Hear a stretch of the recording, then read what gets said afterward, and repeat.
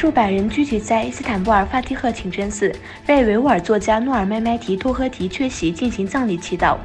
著名维吾尔作家诺尔麦麦提托呵提被中国当局非法拘留在集中营里，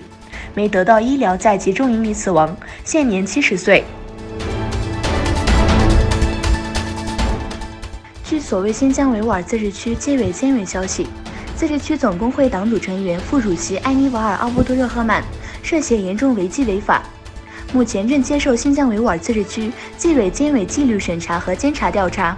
埃尼瓦尔·阿卜杜热赫曼，库尔勒人，1970年10月出生，1993年加入中国共产党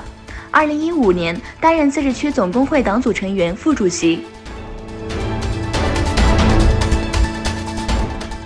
据朝鲜官方新闻机构朝鲜中央通讯社报道，朝鲜国家领导人金正恩和中国国家主席习近平同意加强两国关系，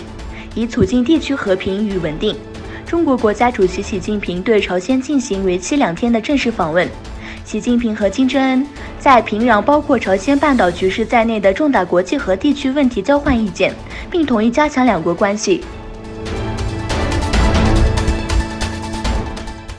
特朗普批准对伊朗进行军事打击，以报复此前伊朗击落美国无人机，但事到临头，这位美国总统又撤销了这一决定。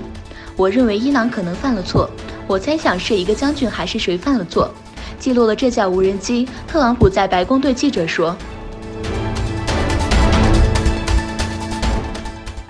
在伊朗击落美国全球鹰无人机的紧张之际，印度突然宣布要向这一区域派出最强战舰。印度海军正向波斯湾和阿曼湾派出多艘船舰，声称这是在为该地区的印度船舶提供安全保障。该决定是在多艘商船与阿曼湾遭袭后做出的。